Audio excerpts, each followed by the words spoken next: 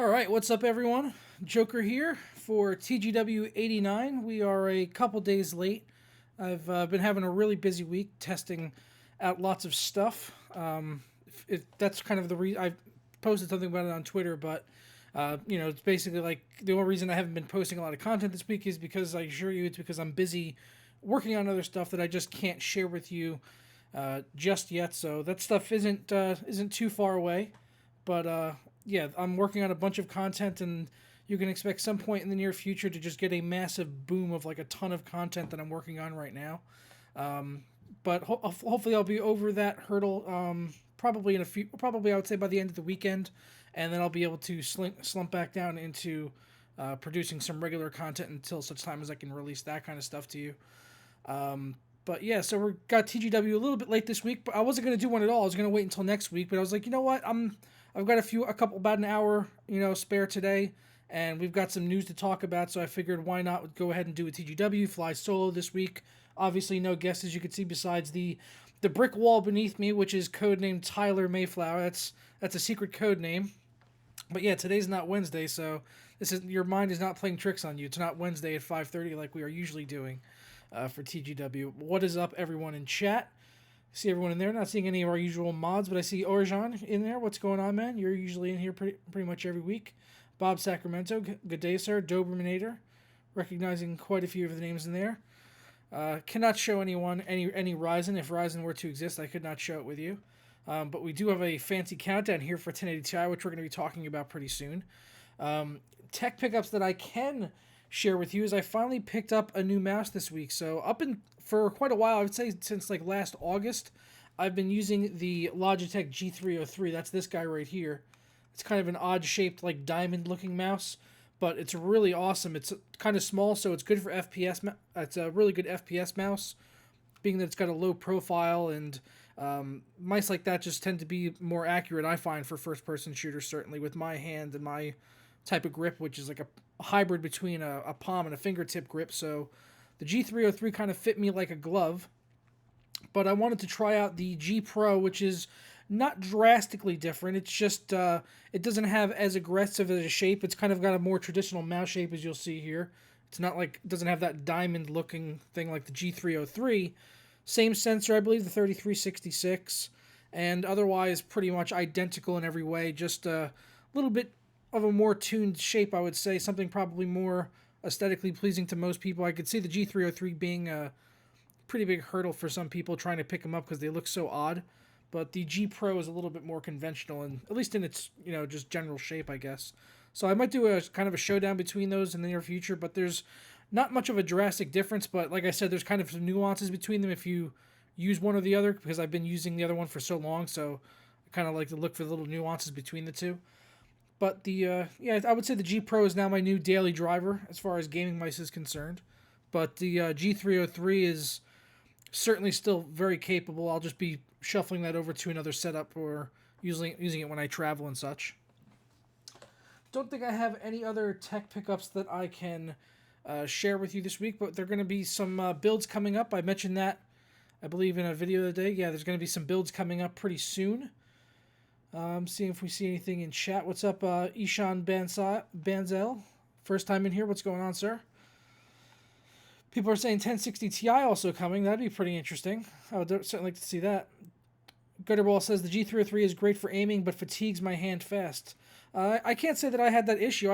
I find that it just grips me like really well. I could kind of like the diamond shape kind of allows me to pinch it on the sides with my thumb and my ring and pinky fingers, kind of, so I can just kind of grab it like that and just have a really perfect grip to lift the mouse up and move it around, and I just kind of feel like I'm just snapping and pointing to people and taking them out one at a time. I mop people up with that mouse like it's nobody's business, and I could do that with the G Pro also.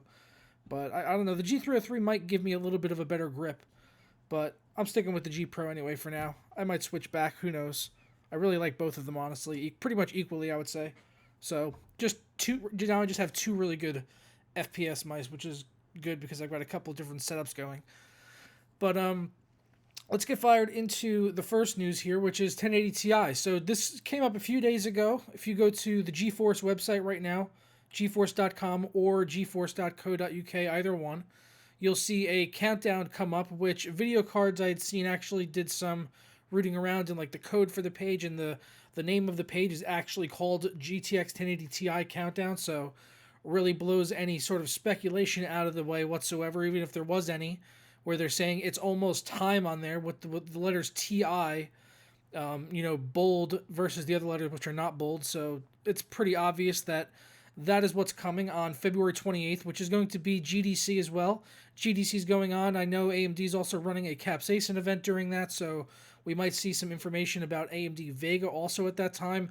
But it looks like we will get the announcement of 1080 Ti, which very well may be telling also of AMD Vega, because they may have been holding on to Ti, waiting for the Vega to come out. But if they, maybe Nvidia knows that Vega is about to be released very soon, so they might be trying to jump the gun on AMD a little bit, who just had their big Ryzen announcement, reviews and stuff, and the release aren't coming until March 2nd on those, but they put up the pre-orders and everything. So this also might be Nvidia just trying to steal some of their thunder on that, because this went up the same day that AMD had their big reveal of pre-orders and release dates and all of the final specs and stuff like that for Ryzen 7.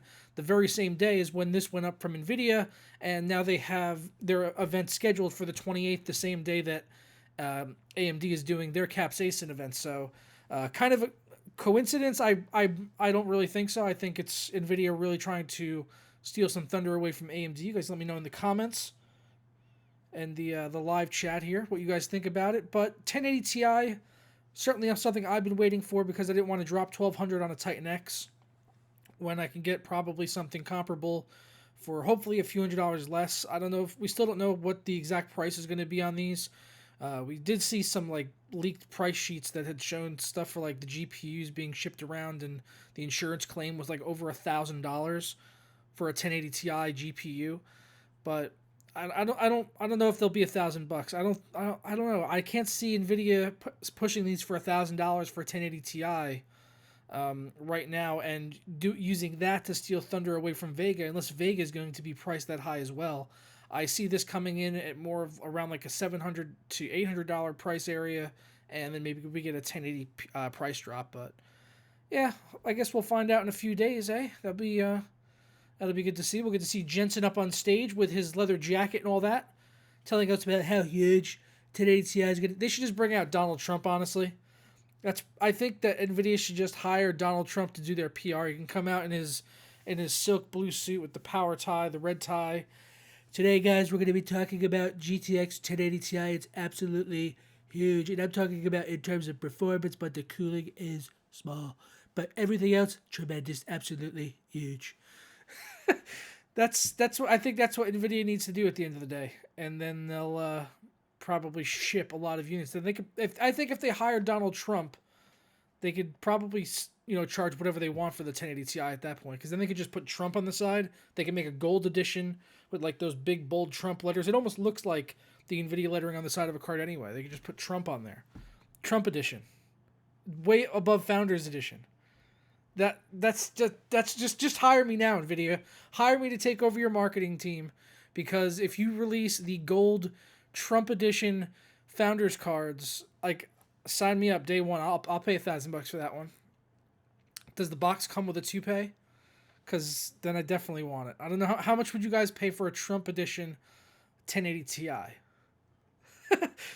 All right, so let's bounce over to AMD now. We got, like I was saying before, they got the official announcement for Ryzen 7. Lisa Su, they did a big press briefing, and then the day after that was released online, and I did a video on that where we got final confirmation on some of the specs for Ryzen 7. It's just Ryzen 7 though, mind you. We don't have Ryzen 5 or Ryzen 3 yet. I'll be touching that in just a minute, where there were some slides where they had talked about that. But here on Ryzen 7, we could see 8 cores, 16 threads, 95 watts on the two top SKUs, and 65 watts at the bottom end. And then for the clocks, that's really where we're seeing the big difference besides price, is where we're seeing 3.6, 3.4, and 3 gigahertz, and then the price being $499, $399, and $329. So quite a few different price segments there, but still 8 cores and 16 threads on all of the CPUs, and just different clock speeds. So really leads me to believe that maybe this just might be a different binning on these CPUs, and what type of overclocking headroom is probably going to be the final area that a lot of people are going to want to look to on these CPUs, because seeing 8 cores and 16 threads on pretty much every CPU here, otherwise they're pretty much identical, identical CPUs except for the clock speeds and the price. So I would just have to assume that something like the 1700 is just a lower binning. And I mean, if you could go out and get that and overclock it easily to 4 gigahertz, then what would be the difference between that and an 1800X in an apples to apples comparison? That's something I would personally like to see, being that it has a lower TDP. If it can hit 4 gigahertz anyway, and then would conceivably run cooler but at the same clock speed, I mean, I'm sure that's not going to be the case. Obviously, we would have to get that in and test. You'd have to get a really, really cherry sample of a 1700 probably, if you could overclock it to be the same speed as an 1800X. But if so, then that's if not, then if you can't get it up to 4 gigahertz, then that's not a ton of overclocking headroom, I would say, probably on the 1700 CPU. But we will just have to wait and see on that. And during that press briefing also, they had showed off some slides about the Ryzen 5 as well as Ryzen 3, which are going to be the more mid-tier as well as the budget-oriented CPUs in the Ryzen stack. And they showed that Ryzen 5 will be coming in Q2. So I guess sometime between March and before summer, I guess that would be. And then Ryzen 3, the bottom of the stack, the much more budget CPUs, they're saying in the second half of 2017. So I guess sometime after June, that's when we'll get to see the budget-oriented CPUs. They show on here the Ryzen 5 1600X. I guess that would be the top SKU for Ryzen 5, going against the i5 7600K. They say beating it by 69% in Cinebench. I'm assuming that is in multi-threaded performance, being that it is going to have more cores, more threads. It should certainly beat out the i5 7600K in multi-threading, but if I seriously doubt that it's beating it by that much in single-threaded performance, just with how fast the Kaby Lake processors can get, and just seeing their own single-threaded numbers that AMD had put out about Ryzen. I think I had some numbers up here a moment ago. Yeah, there they are. This is some of their own numbers that they had posted. They posted on the 1800X multi-threaded score 1601, 1700X 1537. You can see those are the two top SKUs there are beating out the 6900K, and so that's in multi-threading. So you can see how high the scores are there in multi-threading compared to what single-threaded test would be.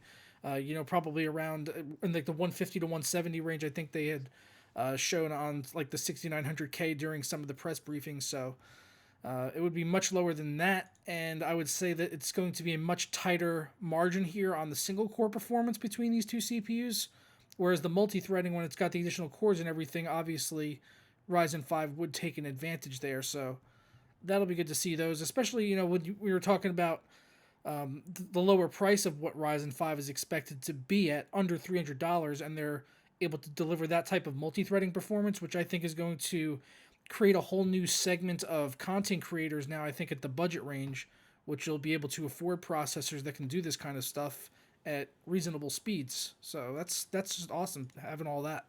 The pre-orders did go up on the Ryzen processors. I have a link already down below in the description over to Amazon if you want to pre-order them. Over there, they've got the 1700X as well as the 1700 processor. They did have some 1800X bundles up yesterday, and for a brief time they had just the 1800X. I'm not sure if they've sold out or not, but other outlets may have it, like Newegg or whatever, or you might just want to keep refreshing on Amazon. But it's supposed to be you pre-order and then you should get it by... I'm sorry, you guys can't see that. I didn't realize Amazon was so much smaller. Let's go ahead and open that up. Oh no. I closed it down. Where'd it go? There we go. We got it up. We got it up at the end of the day. So there it is. There's the Ryzen pre-order thing for the 1700X over on Amazon. And it says it'll be released on March 2nd, so I'm guessing people will get them on or around March 2nd if they pre-order. If you want to hit that up, it'll be down in the description. Or Newegg. I think Newegg does have the 1800X. I don't know why Amazon has had issues with posting it, but they haven't been able to post the top SKU as much as I've seen on other websites like Micro Center, Newegg, they've pretty much had it up consistently, I would say. Let's see. Our next story was on AMD Vega, which at that Ryzen press event they had actually had the Vega inside some of the systems, so you could see it running along with the Ryzen CPUs that they were showing. And if you remember, there was, I think it was about a month ago or so, they had showed Vega was at an event and it had been covered up, and you could see that little piece extended off of the end, which was something for them to plug into to basically be able to read stats coming off of the GPU in real time. So it looks like that's still on there, but that should not be in the final production runs. That's just something in like one of these versions here that they're basically using to just show off the cards for testing purposes. But that's our first look at Vega. I'm really hoping that we will get to see more details about that at GDC, like I said, on the 28th, which is when they're going to be doing the Capsaicin event, and Nvidia is going to be doing their big reveal for 1080 Ti. So that might be the time where we finally get some more details on Vega. I'm hoping to at least see, specs in terms of what type of memory we'll see on the on those graphics cards, and maybe how many different cards are going to come out, what price point they're going to be going at, and what kind of competition they'll be going after with Nvidia, because I'm assuming this is going to go after the likes of 1080, 1070, Titan X up in that area. So hopefully not too much longer we'll get to see some details on all of this. But at the demo at the event, they were running it with the R7 1700X with Radeon Vega. That's the only details they gave on it, was just Radeon Vega with the 1700X. 16 gigabytes of system memory, but that's just system memory. That's not like 16 gigabytes of HBM2, which would be amazing. Wish we had that. And I guess they were running a Battlefront demo there. So yeah, exciting times, I think, for AMD and Radeon. Pretty much, I think I'm more excited to see news about Vega and the more upcoming Ryzen processors than I am necessarily with 1080 Ti, because with Nvidia, I mean, we pretty much know what to expect with 1080 Ti. It's going to be a cut down Titan X Pascal. So really what we want is Volta, and that's probably not going to be in 2017. That's not on the roadmap for 2017 at all. Maybe we'll see a Pascal refresh at some point, maybe later this year, but even that I would say is maybe not. Maybe I don't think that's going to happen. But I might end up eating my words. We'll see. But yeah, what do you think, Vega or 1080 Ti? Which one would you rather get? All right. Speaking of Nvidia, this is just a quick thing. They put out a hotfix driver for 378.77. This was to fix installation errors for laptops with GTX 1050 and 1050 Ti. So those are some of the newer laptops that are coming out there. So probably not a lot of you owning those, but I just wanted to kind of point it out because there's been so many hotfix drivers I've noticed coming out recently from Nvidia. It's almost like they've kind of done like a switcheroo. If you remember, like AMD used to always have problems with the drivers, and now Nvidia seems to be having tons of problems with the drivers. Like all throughout 2016, there was constant driver issues with Nvidia. They were having flickering on G-Sync with high refresh rate displays, and some of the newer Pascal GPUs, they were having lots of issues with those. And there's just been hot fixes coming out left and right from Nvidia. I don't know like what's going on over there with their driver support, but I really hope they get it fixed, because it used to be the other way around. Like I said, they used to always have drivers out before games come out, and they would be rock solid on day one. And it seems like in the past 6 to 9 months or so, that's kind of switched over to AMD, is kind of doing that. So come on, maybe what happened? Maybe the AMD driver guy got like fired and then got hired at the GeForce team. Maybe the shitty driver guy got fired. Now he works at Nvidia, and he's just making their drivers shitty. That's possible. Maybe, I don't know. I think we need to make Nvidia drivers great again. I mean, AMD is. I think we were saying make AMD great again. I think with Ryzen and the imminent reveal of Vega, I think AMD is now pretty much great. So not much to. I mean, I think we now need to pass that torch along to someone else like Nvidia. I mean, we need to make Nvidia drivers great again, because they're pretty much shit, Jensen. Stop worrying about what kind of leather jacket you're going to be wearing for the next trade show, and worry about getting your driver team sorted so you can stop fucking up drivers every week. Because that seems to be the consistent base. It's like, oh, look at that, a driver. Oh, look, a hotfix for that driver. Awesome. So with the announcement of Ryzen and all that, some of the AM4 motherboards started to go up. OC3D did a review initially on the Crosshair 6 Asus motherboard for the AM4 platform. They've got a review up over on their website. I'll be linking to this down in the description below. But one of the things that was interesting to point out, as you can see here, the mounting hardware for AM4 that came pre-installed on there. That's how it came. But if you look here with the mounts removed, you can actually see the holes previously from AM3. So it looks like these boards were, I guess, either drilled with the intention of being able to mount different types of coolers, or they were previously boards made for AM3 and then they were updated for AM4, one or the other.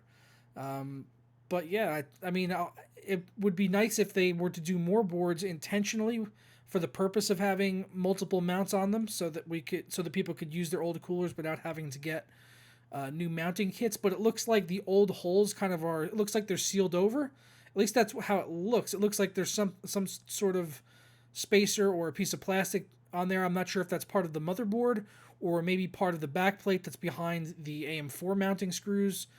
Not too sure if you could just pop that off and then put in an AM3 cooler. It'd be convenient if that was the case, though, because otherwise it could be a real pain in the butt having to get AM4 coolers for everything. And the support out there right now seems to be pretty small for being able to actually order a cooler and have it come with an AM4 mounting bracket right away out of the box without having to order it and then submit a ticket to that company like Cooler Master or Corsair or whatever and then get your mounting bracket separately, which seems to be the process that you have to go through right now. So yeah, I don't know, maybe we'll have more motherboards like this that'll support both. If that's not blocked off and you can actually utilize it, that'd be nice to see. Last topic here before we do a quick Q&A before we get on out of here. You should really consider changing your passwords right meow, like on a lot of websites. I went and did this earlier. I went through like password generator on like LastPass and did like these ridiculously long scrambled passwords for all my websites and everything because of this massive leak that happened from over on Cloudflare. Basically, there was a big memory leak, which has been known as Cloud Bleed. Where they said the greatest period of impact was between February 13th and February 18th, where around 1 in every 3.3 million HTTP requests through Cloudflare were potentially part of the memory leakage. So in that, passwords and things like that were leaked out. So apps like Discord, gamers, I'm sure a lot of you guys use Discord out there. Pardon me. If you use something like Discord, you should definitely go change your password. Excuse me again. There are a lot of websites that are part of this list. This list right here is just a small selection of some of the major ones that were kind of hit. Oh man, man, coughing my ass off here. So this is just a small selection of some of the websites that were hit. So Patreon, 4chan, Yelp, Uber, Pirate Bay, Discord, like I mentioned, Change.org, Crunchyroll, hardsextube.com. I know many of you probably subscribed to that one. Push, yeah, that's a screenshot one that I use. There's a whole bunch on here that I use personally. So when I saw this big leak of all of these passwords getting out there, I definitely went ahead and changed all the passwords immediately. So I would advise you guys to do the same. Links down to this at the end of all our stories with all the sources. So I would definitely, if you're on any of these websites, certainly change those at the very least, if not all of your websites, whatever could have been leaked, because this seems like a pretty big one. And they were saying that even that with the type of leak that this was, even two-factor authentication, even if you have that enabled, you would still be at risk. So pretty scary. But let me know your questions in chat, whether it be about this password thing or 1080 Ti or Ryzen or anything we talked about here today. If you guys got any questions that you want to go ahead and throw into the chat before we get on out of here, then I would certainly be willing to do my best to answer them. See if I missed anything in here. Oh, what's up, Satan Pain? I see you deleting messages like a madman. Thank you, sir. Welcome.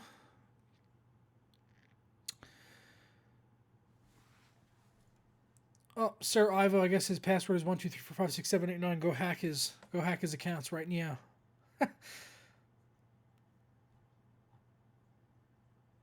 Hey, what's up, John Too Fine? Thank you, sir, for your donation. That is much appreciated, sir. Nice to see you in here, as always. Says, all that Nvidia money is going to self-zipping, AI-enabled leather jackets with PhysX sleeves. I would certainly agree. That would be awesome. Actually, I would like to see that. He needs to hire Nike. He's got his self-lacing shoes, self-zipping jacket, size adjusting fit, all that stuff. Jensen needs Back to the Future status, like permanently. Will you get one? Will I get one or two GTX 1080 Ti's? If I get a GTX 1080 Ti at all, it would be a single card. I would just get one. Unless I end up getting them like sent to me or something, which I probably don't see happening. But if I bought them, I would only buy one. And I'm not sure if I'd get another Founders Edition card or if I'd wait for an aftermarket card. I might do an aftermarket if I found a cooler that I liked this time around to get a little bit better cooling performance on the GPU. Since you can do that on the 1080 Ti's and it's something you can't do on the Titan X Pascal.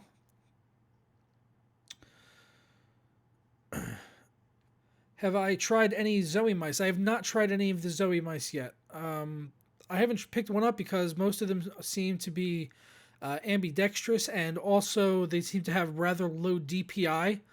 And I use a more of a, I think like the highest one I saw from them, I think went up to 4,000, or maybe even lower than that. I usually use a 4,000 or 5,600 depending on what I'm doing. So that was like one of the major reasons that I didn't pick one of their mice up at one point when I was like looking at their specs, was just that the DPI adjustments didn't go as high as I would like. But other than that, I've heard great things about their mice. I like that they use rubber cables. They've got fantastic sensors, and everything else I hear about them is good. I just wish they did, one like a small one that I would want to use, and also with a high DPI. Uh,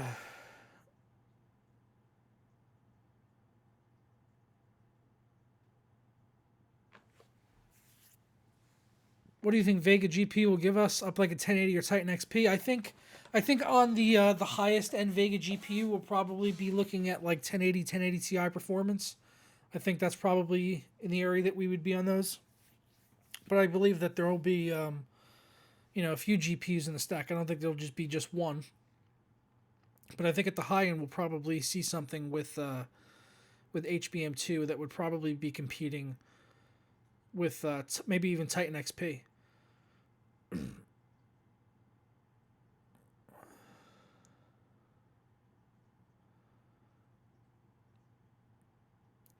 Do you think 150 to 170 CB single core is enough? I mean, yeah, I mean because on my 6800K, I'm trying to recall what my score is on that on my main processor. I think I get around like 170 or so or 180 around that ish when I'm overclocked, and that's more than enough for me. But I guess it would come down to if you need it for content creation or not, which is the same thing with Intel. If you're making a decision on whether you want multi-threading, with high core count, or do you want more faster single-threaded performance, then you would get a quad core or something. So that's something we'll just have to weigh the options on, and test on the processors, test gaming, test rendering and all that sort of stuff. And it just might be the story at the end of the day that maybe one is better for one thing and one is better for the other, depending on what the gamers or content creators are using at the end of the day, because different market segments, different strokes for different folks, and all that stuff.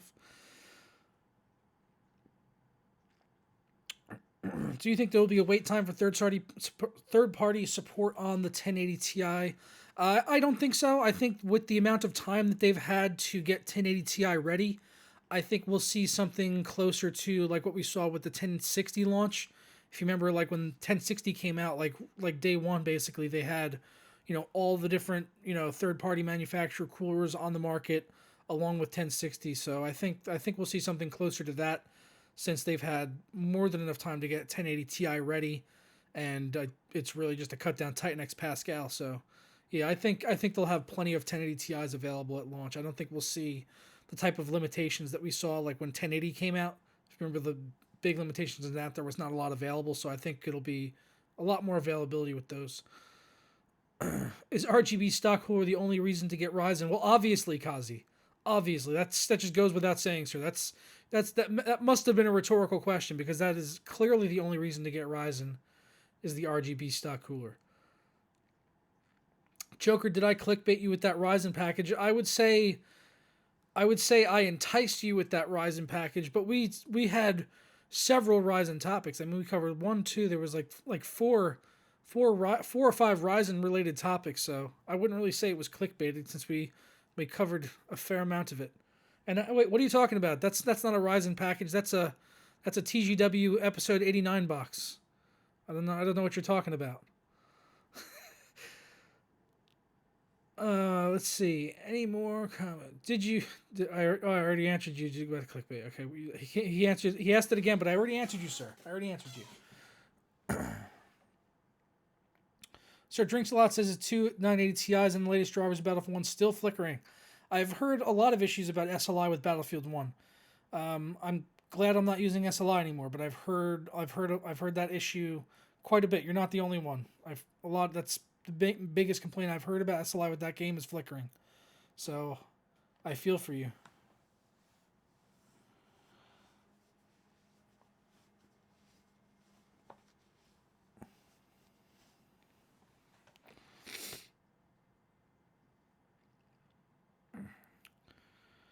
Did Ryzen impress me? Well, I can only comment on the specs, which was revealed by Lisa Su on the Ryzen, and the specs on them certainly are impressive. They line up with what we had seen on the previous leaks. That's all I can comment on so far. I can't comment on any performance, but the specs on them are certainly very impressive for the price that they're offering them at. And I can't wait to test them all for you guys. I can't wait to test them all. Am I going to be in the AMD event? No, I'm not going to be at the upcoming AMD event. I was invited out there, but I was invited rather late. It was only just a few weeks ago, and it's all the way out in San Francisco. There had been just a little bit of confusion because they thought I was actually based out on the West Coast, but I'm on the East Coast. So I would have had it would have been quite a bit of a travel expense to go there and stay over for a few days. So it was just too late of an invite. But I'm not going to be going to that, but I will be at PAX East. Going to be at that on March 8th and March 10th. There's going to be quite a few things I'm going to be doing there, which are going to be awesome that I'm planning to do. Certainly looking forward to that. I'll be bringing you guys lots of coverage on PAX East. I think I'm going to be meeting up with Steve from Gamers Nexus while I'm there, and I think we might do some type of a collaboration together live and in person. So that'll be fun. But that's the next big event that I'll be going to is PAX East. But I'm going to go ahead and get on out of here, guys. Yeah, don't forget to go change your passwords, as Maniac Joe said. Go change all your passwords, especially if you're on that list that's over on Gizmodo, which Steve from Gamers Nexus actually sent me this earlier. So thank you to Steve from Gamers Nexus for sending me this, because otherwise I may have gotten my Uber hacked. You can't hack my Ubers, bro. I'm going to have people calling taxis in Seattle all on my Uber account. It's not cool. You just can't do that. But yeah, like I said, I'm going to go ahead and get out of here, guys. Don't forget to go ahead and leave a like down below if you enjoyed today's episode. We'll be back next week, I believe, with Anthony. I think Anthony will be here next week for regular episode, regular time, and all of that, live on Wednesday, 5:30, all that good stuff. So I will catch you guys next time. Ta-ra.